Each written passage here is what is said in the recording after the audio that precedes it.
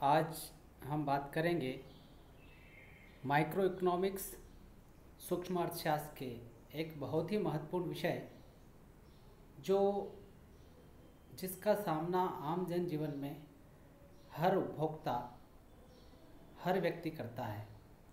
हाँ, हम बात कर रहे हैं बाज़ार की। आज इस टॉपिक पर जब हम चर्चा करेंगे तो हम जानेंगे कि बाज़ार कितने प्रकार के होते हैं, किस बाज़ार में किस प्रकार से कीमत और उत्पादन मात्रा का निर्धारण होता है एवं उनका रेखाचित्र किस प्रकार से बनाया जाता है। इन सारे तथ्यों को हम वन बाय वन देखेंगे। तो सबसे पहले तो हम बात करें कि बाज़ार क्या होता है। बाज़ार या अर्थशास्त्र की भाषा में बाज़ार का अर्थ उस समस्त क्षेत्र से होता है जिसमें किसी वस्तु के क्रेता एवं विक्रेता फैले हुए होते हैं तथा उनमें स्वतंत्र प्रतियोगिता पाई जाती है। यानी ये कहा जाए कि जिसमें प्रतियोगिता का अंश स्वतंत्र रूप से पाया जाता है उसे हम बाज़ार कहते हैं। अब हम बात करें कि प्रतियोगिता जो है, कंपटीशन के आधार पर बाज़ारों का जो वर्गीकरण किया गया है वो आप इस डायग्राम में देख रहे हैं। इसमें हम देख रहे हैं सबसे पहले पूर्ण बाज़ार और अपूर्ण बाज़ार, एकाधिकार बाज़ार, द्वैधाधिकार बाज़ार, अल्पाधिकार बाज़ार, ये सारी बाज़ार की स्थितियां हैं। इन बाज़ार की स्थितियों को अलग अलग रूप से हम जानें तो बाज़ार की जो दो आदर्श स्थितियां होती है, एक होता है पूर्ण बाज़ार और दूसरा होता है अपूर्ण बाज़ार। ये या तो ये कहें कि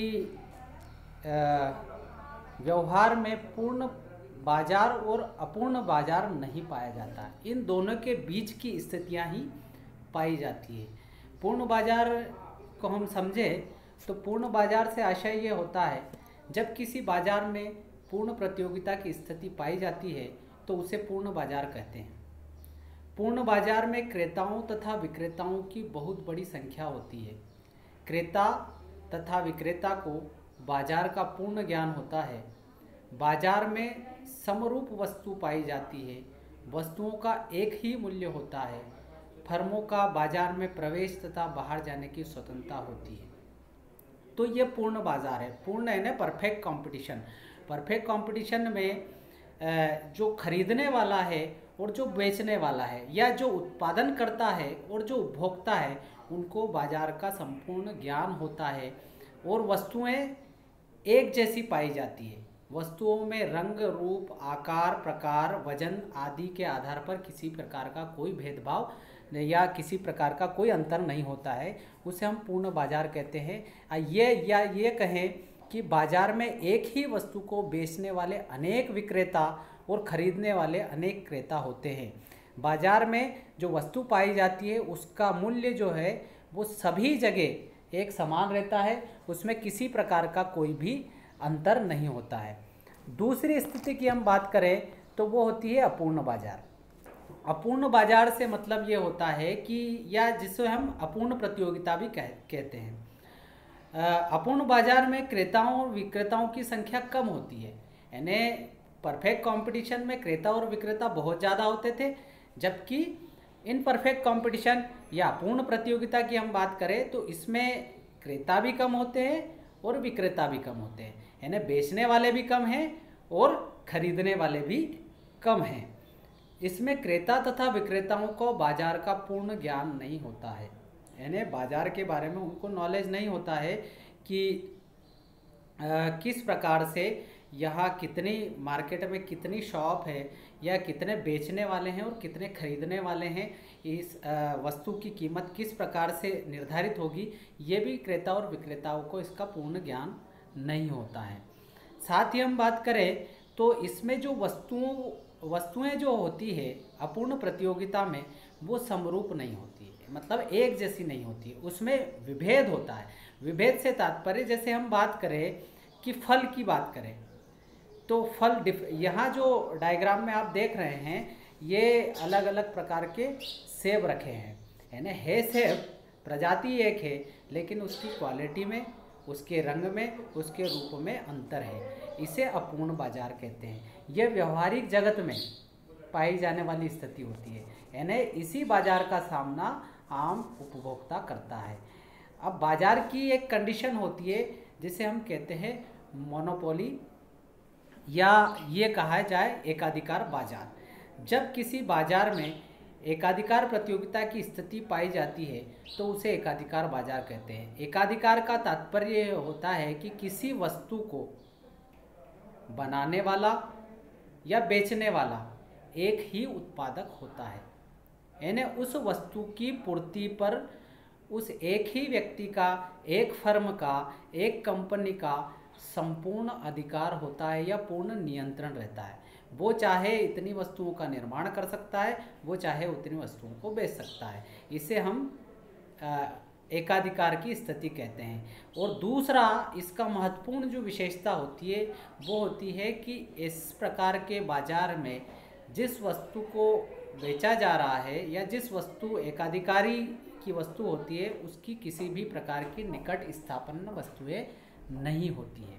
इसे हम एकाधिकार की स्थिति कहते हैं। या बहुत सारे ऐसे उदाहरण, जैसे इसमें एक ट्रेन दिखाई गई है।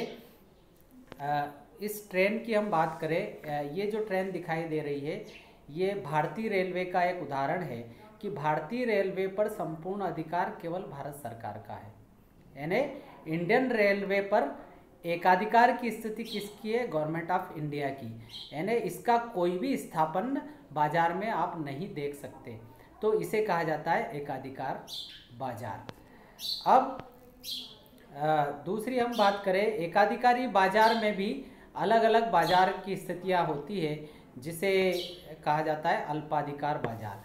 अल्पाधिकार बाजार की वह स्थिति है जो व्यवहारिक जगत में और जो वास्तविक जगत में पाई जाती है। यानी ये कहा जाए कि किसी वस्तु विशेष के उत्पादों, विक्रेताओं की संख्या कम होती है और वे एक दूसरे की कार्यवाही को प्रभावित करते हैं।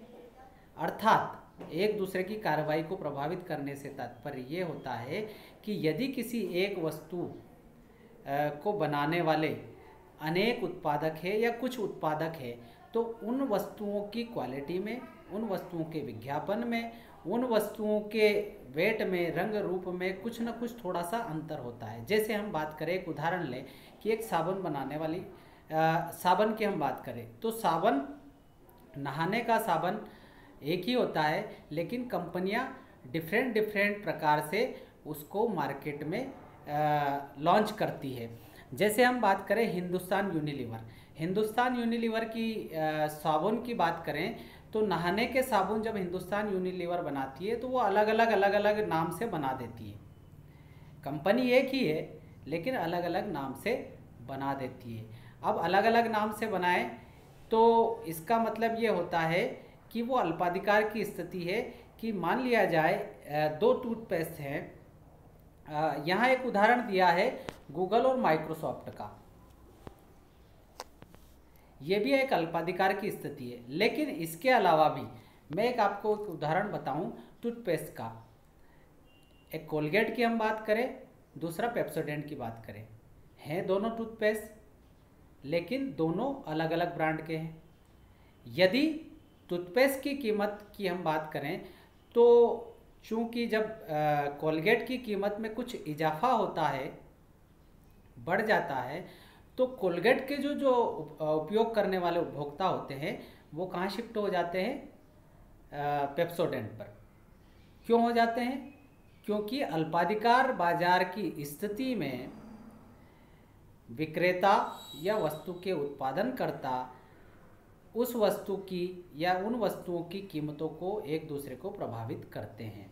यानी वस्तु विभेद इसमें जरूर पाया जाता है लेकिन वस्तुओं की कीमतों में विभिन्नता ज़्यादा नहीं पाई जाती। यदि एक की कीमत में वृद्धि होगी तो उपभोक्ता दूसरे पे शिफ्ट हो जाएगा। या इसे कहें आम भाषा में कि जैसे अखबार जो निकलता है वो दैनिक भास्कर, नई दुनिया, पत्रिका अलग अलग निकलता है, हर एक की कीमत लगभग थोड़ा सा अंतर होती है। दैनिक भास्कर 3 रुपये का है, पत्रिका 3 रुपये का है, नई दुनिया 3 रुपये का है। यदि दैनिक भास्कर ने कुछ समय के लिए अपनी जो है अखबार की कीमत 3 से घटाकर 2.5 रुपये कर दी, तो इसका अनुसरण करते हुए अन्य जो पेपर बनाने वाले हैं, या नई दुनिया की हम बात करें या पत्रिका की बात करें, तो वो भी धीरे धीरे अपनी पेपर की कीमत कम कर देंगे, अखबार की कीमत कम कर देंगे। क्यों कर देंगे? क्योंकि यदि वो ऐसा नहीं करते हैं तो उसके जो पाठक हैं वो दैनिक भास्कर की ओर शिफ्ट हो जाएंगे।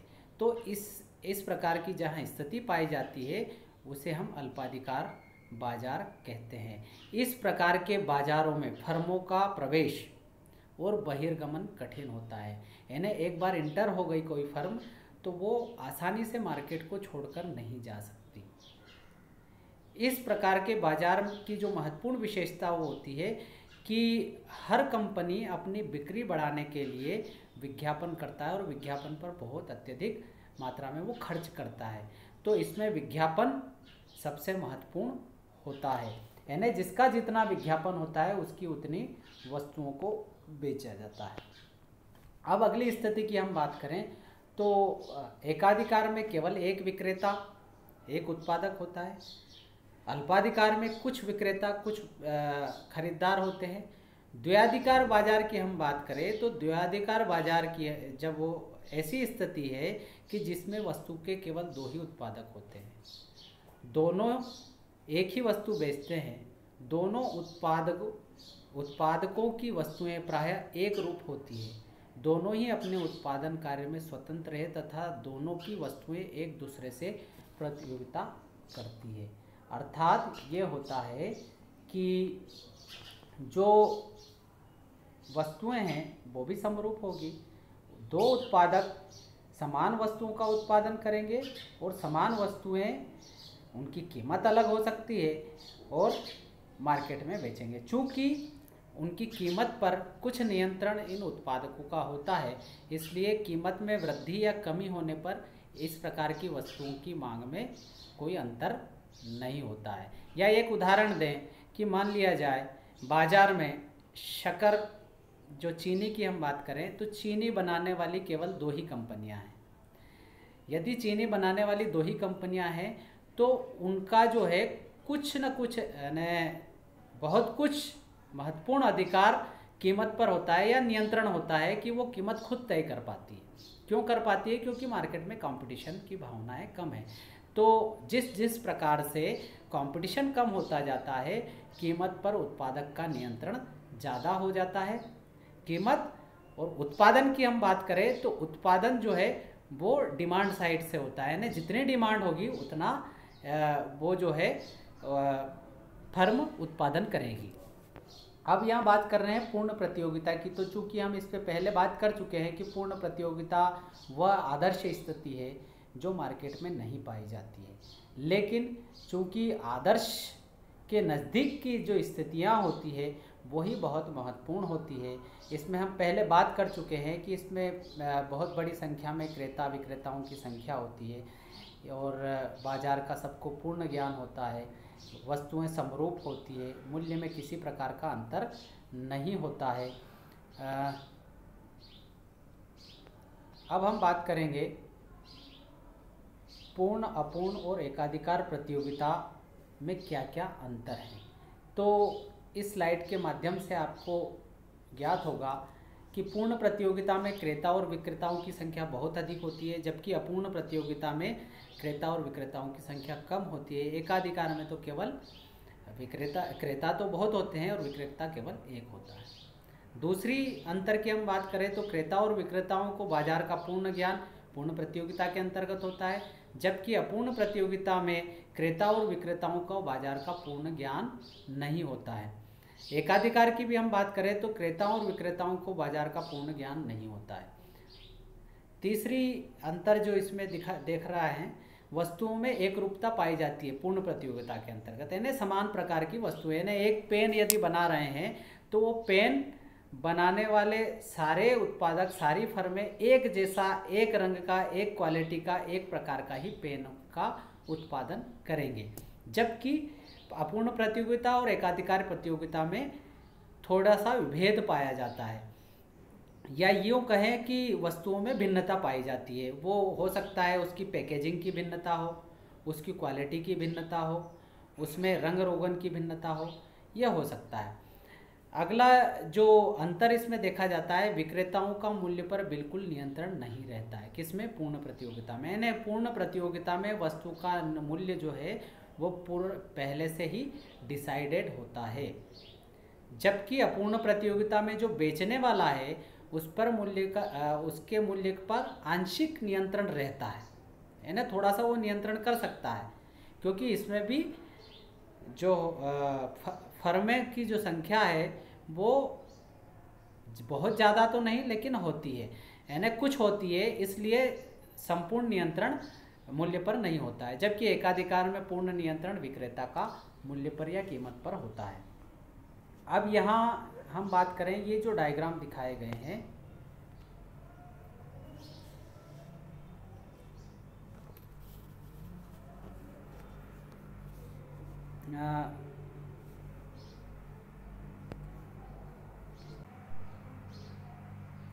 इन डायग्रामों की स्थिति को हम देखें यहाँ तो तीनों बाजारों की स्थिति इसमें दिखाई गई है। तीनों बाजारों से तात्पर्य ये है कि पूर्ण प्रतियोगिता में किस प्रकार से वस्तु का AR और MR वक्र होता है। AR MR से मतलब ये होता है कि इस डायग्राम में OX अक्ष पर या OX अक्ष और ये OX अक्ष और OY अक्ष, तो OX अक्ष की हम बात करें तो OX अक्ष पर उत्पादन की मात्रा ली जाती है और OY अक्ष पर उत्पादन की कीमत ली जाती है। यहाँ AR और MR का एक ही वक्र है। इसका तात्पर्य ये होता है कि चूँकि पूर्ण प्रतियोगिता की विशेषताओं में हमने देखा है कि इसमें कीमत जो है पूर्व में ही डिसाइड होती है, यानी वस्तु फिक्स कीमत पर एक विक्रेता कितनी ही वस्तु की उत्पादन की मात्राएं बेच सकता है मार्केट में, यानी कीमत में किसी भी प्रकार का उतार चढ़ाव नहीं होता है, जबकि उत्पादन आप कम ज़्यादा कर सकते हैं, यानी यहाँ पे कर सकते हैं, यहाँ पे कर सकते हैं, यहाँ पे कर सकते हैं, कितने भी वस्तुओं की उत्पादन की मात्रा वो बेच सकता है।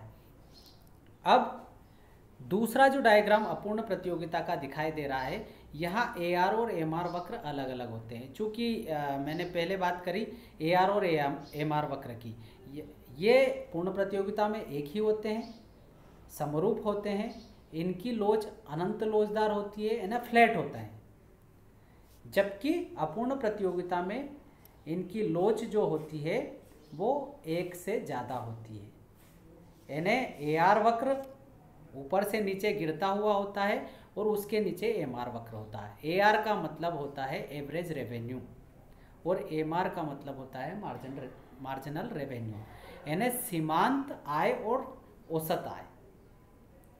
इन दोनों के आधार पर वस्तु की कीमत का निर्धारण होता है।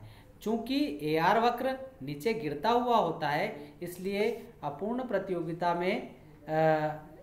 प्रतियोगिता की स्थिति में कीमत भी ऊपर नीचे होती रहती है और इसमें मांग की लोच जो है वो